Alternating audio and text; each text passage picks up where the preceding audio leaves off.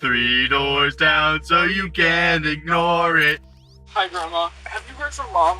There's like a part of me that knows I should feel bad, but I can't feel anything for it. I don't know what to do. I'm not gonna get a birthday or Christmas, and disowned by my entire family.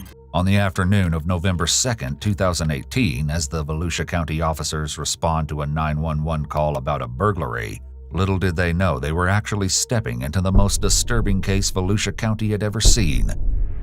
911, where's your emergency? I just got home and my house is completely trashed. It looks like someone broke in the side door. Okay, how long have you been gone? I've been gone all school day. Are you there by yourself? Yeah. How old are you? 15. I need you to take a deep breath. I'm going to ask you a few questions, okay? Okay. My mom's car is here and it's on, and she's not home. And she was supposed to go to work today, and I can't find her. Okay. Your mom's car is there. Is there any other way she ever gets to work? Does she ever get a ride from anyone else? No, the car is on. It's turned on. The car is on, and you're sure she is not there? I searched the entire place. I've been here for like 8 minutes. I've been looking. I can't find her. I'm right here with you, okay? What's your name? All right, my full name is Gregory Logan Ramos. Is there anybody that has made any threats to your mom or to you? No. As the 911 operator is gathering information from 15-year-old Gregory, officers are arriving on the scene. Gail. I copy, thank you. Elaine Clevenger. Where does she work?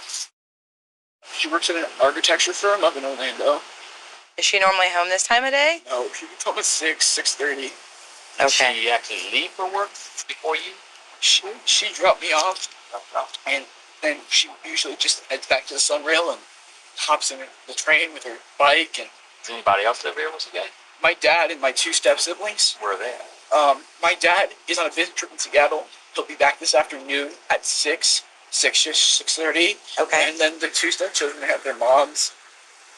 Okay. But everything is gone. Like, except for like the mounted TV on my wall, there's everything is gone. Hoping to gain some insight into this burglary, 2 officers take a walk through Gregory's house. To their horror and shock, the home had been trashed beyond recognition. Every part of the house has been rifled through. The bedroom's closets are emptied out and dumped all over the floor. In the kitchen, every single cabinet was open and rifled through, including those under the sink. Glass littered the floor of the kitchen as the burglars had taken it upon themselves to smash all the glassware. That's weird. Why is there all this crap up here spilled? There's a broken glass here. Why is all this shit broken, dude? The damage around the house is more severe than a standard burglary, and the officers can't help but wonder if maybe these burglars had a personal vendetta against Gregory's mother Gail or his family. As the officers make preparations to take 15-year-old Gregory back to the station so he can be comfortable while they process the home, one of the neighbors approaches them.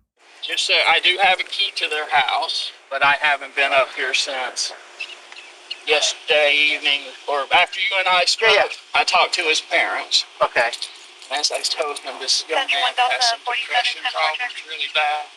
Has she had any issues with him lately? Or? No, not that I know of. While processing continues at the house, Gregory is taken to the station. Seeking comfort and support, he calls Ken Jones, his sponsor with the Police Explorers, a youth program that allows teens interested in law enforcement to learn the basics and help their local sheriff's office.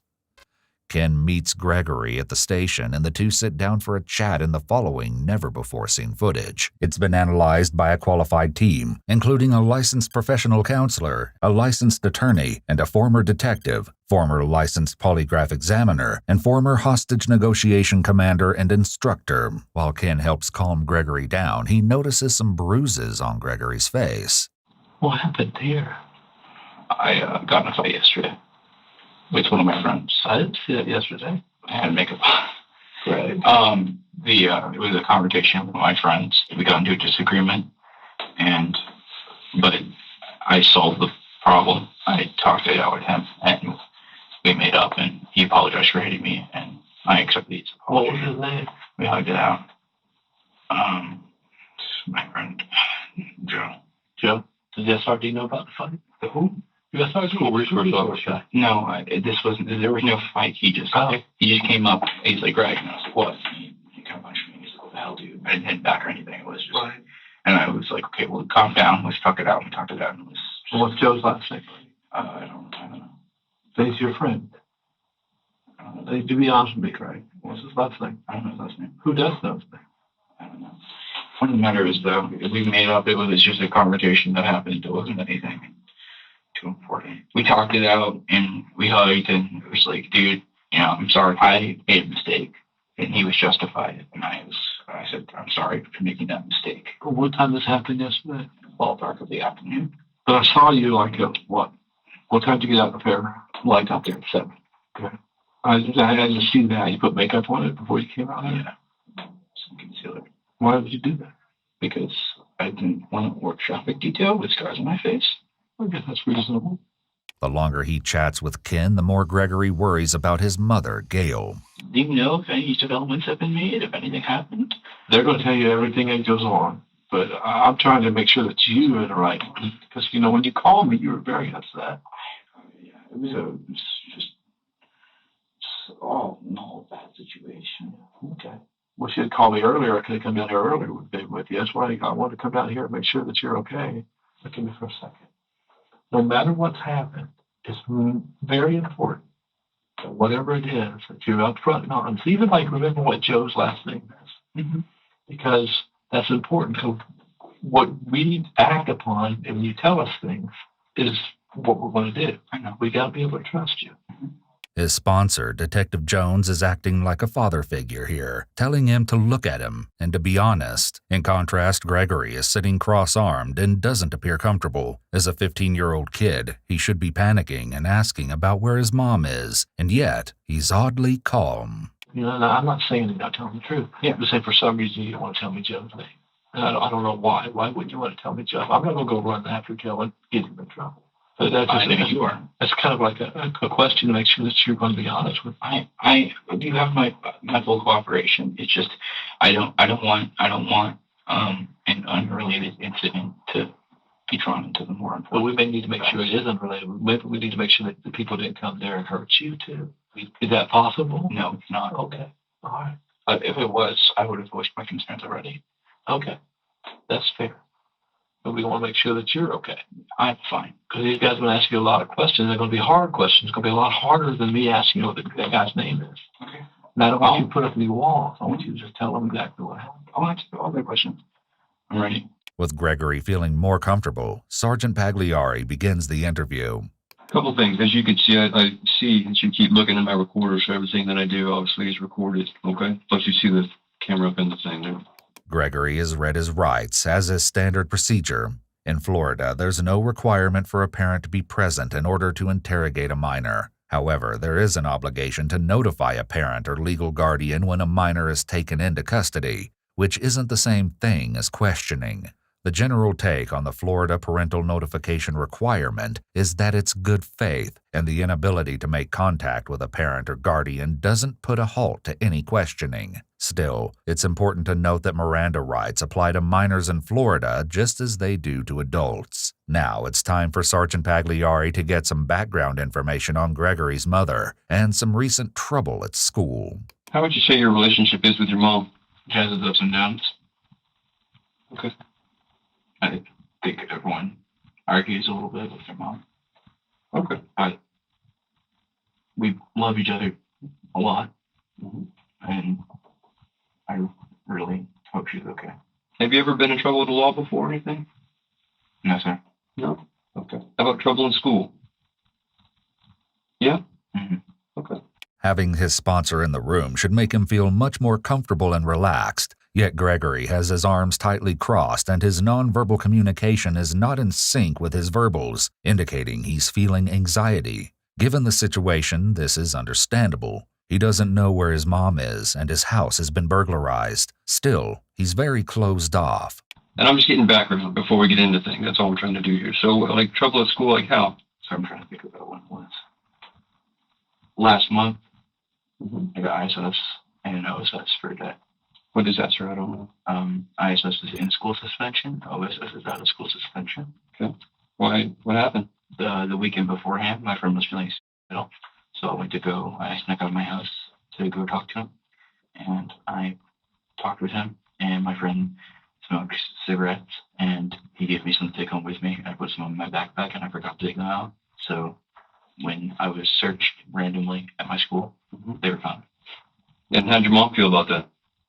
She was not happy, but we worked out a solution, which was me going to do community service for my church. Okay. You talk about ups and downs in your mom's relationship, right? So that would probably be one of the downs, I would assume. No, because she was justified in her anger. That was my fault. But previously, my mom has done things that were not justified. You want to tell me about those? All you really need to know is it was just impulse. It wasn't anything serious.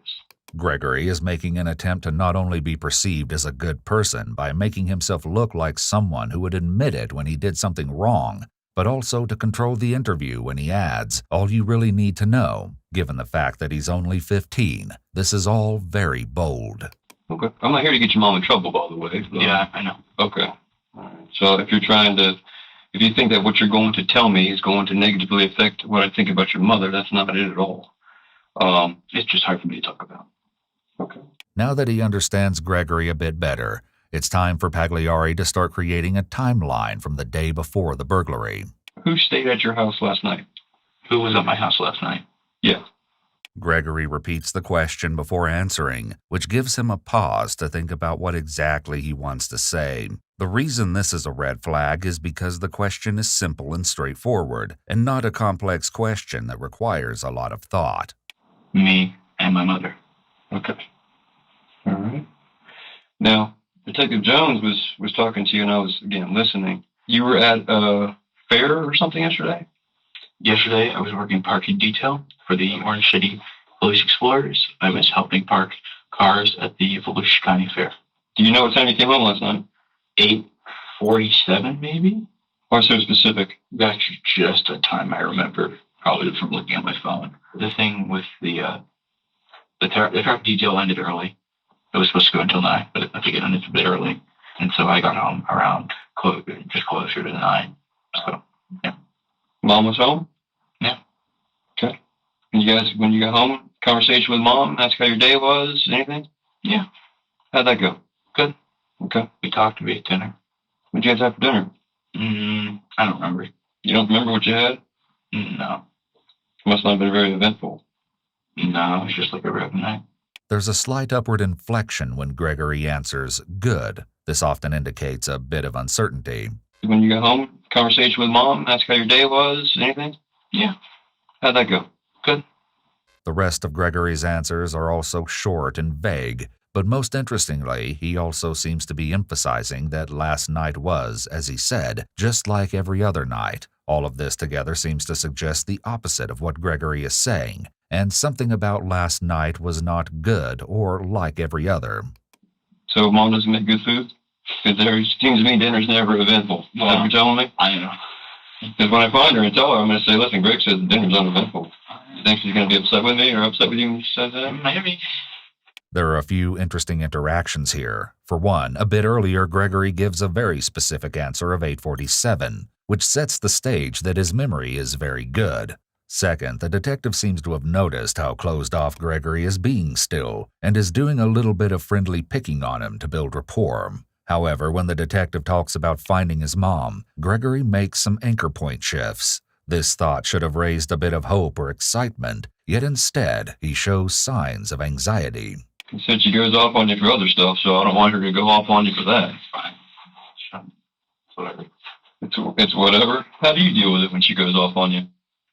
I've gotten better at it. You've gotten better at it? I used to get really angry and emotional, but I've kind of realized that's not worth it. Well, that's the only way to deal with it. The worst thing to do would be what, put your hands on her? I would never do something like that. You would never put your hands on your mom? No. And I think I've made that point quite clear to her. We had an argument a couple months ago.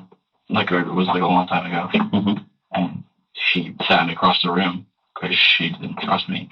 And I told her I could, yell and scream and yell all I want, do the exact same stuff you did to me, but I'd never lay my hands on you. Never. That's just not something I do. Gregory repeats the statement that he would never lay his hands on his mother, and then makes some convincing character reference statements. It's clear that he's working really hard to be seen as a calm, non-violent person who couldn't have hurt his mom. It makes you wonder why he feels the need to emphasize this when she's just missing at this point. Sergeant Pagliari begins building a timeline. Okay, what happened this morning? I slept in. My alarm was not set. She woke me up around 6:20. I sleep in my clothes.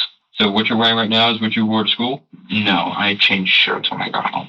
Okay. I was sweaty. This is an odd detail. Why would Gregory even think of changing his shirt when he came home and found his house burglarized and his mother missing? But your pants and shoes are the same? Yes. And your socks?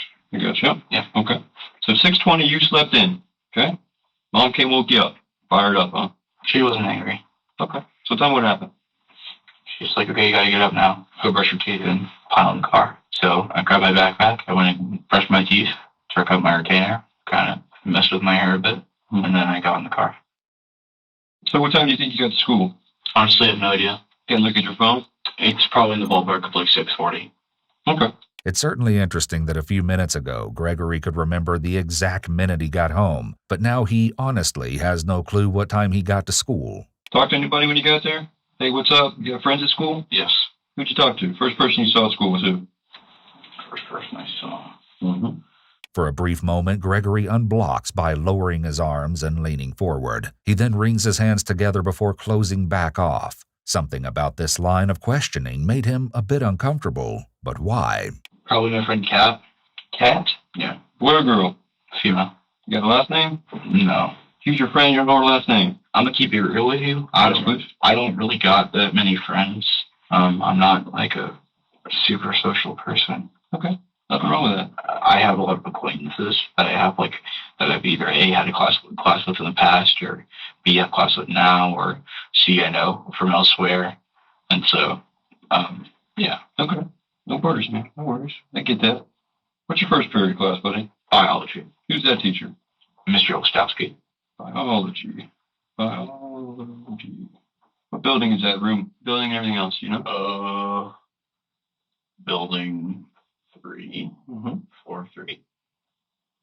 403 is the room? Well, building 3, floor 3. Oh, floor 3. I don't know the room number. You want to take a stab at spelling the last name of that teacher? Latsoy, or maybe W, and ski, I guess. Something like Man, that. woman? He's a guy. Guy. Okay. You like him? He's Good alright. teacher? I have a D in his class. You have a D? Yeah. How's Mom feel about that? We had an argument about it last night. Oh. Tell me about that. We talked about it. Basically, she's like, I can't be doing this. And I was like, well, I got all A's and B's last quarter. I can pull my grade up before the end of the semester. And she was like, whatever, blah, blah, blah. Don't act so cocky. I'm like, I'm not. I just know I'm capable of doing things like that. Sergeant Pagliari has honed his skills when it comes to reading behavior, and he's picking up on some strange behavior from Gregory. You know, one thing you said you'd like you want to be a detective someday. And in my personal experience, when people start a story and then they go into the blah, blah, blah part, that there's more to the blah, blah, blah. So if you will, Greg, tell me what the blah, blah, blah part was for this argument. Okay, well, basically, she was just kind of like, whatever. You act narcissistic sometimes. Don't be so cocky. Using the word basically tends to indicate that someone is leaving something out. This, combined with Gregory's nonverbal behaviors such as self-soothing head rubbing, scratching, possible eye blocking, and his one hand tightly across his stomach in a protective and guarded posture, all seem to indicate that he's feeling a lot of anxiety. And I was like, well, I'm not cocky. I'm capable. I feel like I have the skills because I've done it before to fix my grades in a short amount of time. And I was like, I probably could fix them by Friday and stuff, and just talking with her about that. And she was like, all right, whatever, go study your biology. And I was like, all right. So I studied my biology for about an hour, and then I went into her room, and she was on the phone with Dad. I said hi to Dad, and then they hung up, and then I said a prayer with her for a good night, and said our whatever for our family members, for Grandma, for Uncle Joe, and stuff like that. When people say and then or jump to parts of their story by saying and repeated a few times in a row, it tends to mean that they're going through events like their bullet points, and they're usually leaving something out between the ands. And I was like, I probably could fix them by Friday. And so I studied my biology for about an hour. And then I went into her room, and she was on the phone with Dad. I said hi to Dad, and then they hung up, and then I said a prayer with her for a good night, and said our whatever for our family members, for Grandma, for Uncle Joe, and stuff like that. Pay close attention to the moments when Gregory says, and then, as the questioning continues. And then I kissed her, and I went to sleep. Okay. And that was around, I went to sleep around 11. That is when I woke up late. Okay. When was the first time somebody called you about, or did anyone call you about your mother not being at work or anything like that? I received no communication from anyone about that. Okay. With Gregory's school day seeming as normal as can be, the sergeant inquires about what he found when he got home that afternoon. Gregory gives some indication that he's feeling anxiety around the questions of what happened when he got home by fidgeting with his fingers, making anchor point shifts, and doing some self-soothing rubbing on his arm. It's important to note that an innocent person might also experience anxiety with these questions, as coming home to such a house after a robbery would be traumatic. However, it's still going to be noted by the detective.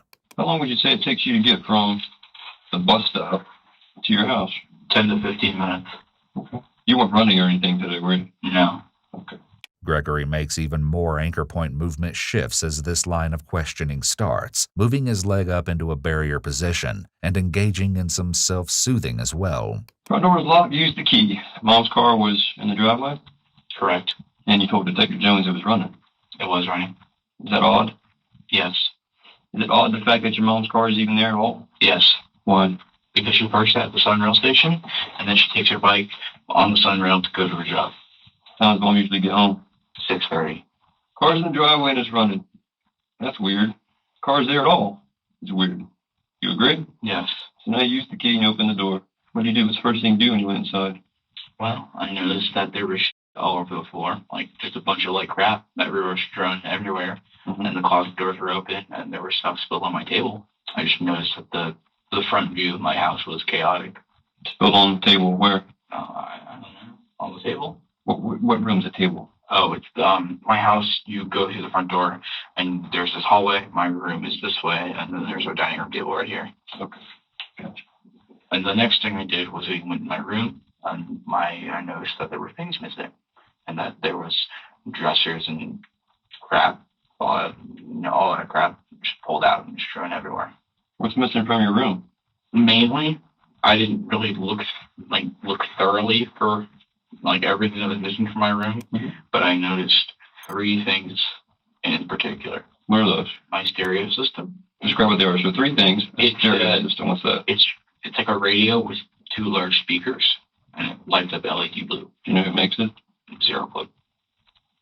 Zero Club is pretty popular. Yeah, I know. What's the other thing that you're missing? My gaming computer. Like, is it describe it to me? It is white. It has a glass side, and inside you can see the wires and the graphics cards and all that stuff inside, and it goes LED blue. So it's like a tower, not a laptop? It is, yeah. It's a big boy. Attached to a monitor. That's how you play? Yeah. I paid for it for all my own money from summer jobs and stuff. Must be pretty pissed off that's gone. Yes. I'd be pissed off. You spent all your money that you earned to buy this computer tower, now it's gone? Well, I'm more pissed off that my mom is gone. Rightfully so. Get that. This is an interesting moment. It appears that Gregory doesn't want to show anger about his missing things, so he deflects it back to his missing mom to appear like the appropriately concerned teenager, but it all seems a little forced. What's the third thing? I noticed I have a 25, I forget the weight on it, but it's a hunting legal combat bow. Compact bow. Give me a minute. You good? I think it's a phone call. Actually, someone needs to talk to me. You can talk to Detective Jones. While Sergeant Pagliari steps out of the room to make some calls, Gregory chats with Detective Jones. When do you think my house will not be a crime scene? I don't know. Sometimes it takes hours, sometimes it takes almost a day and a half. I know you've worked cases like this before. I have. It takes a while sometimes. And the more information you can give them, the better off it is. Yeah. They need to know what to do, where to go. I made a lot of bad decisions in my life with regards to other things. Yeah. And it's just... His answer here immediately grabs Detective Jones's attention, and he moves into the confession position. Gregory must have noticed because he quickly clarified with regards to other things, but it makes you wonder what exactly is his sponsor thinking in this moment.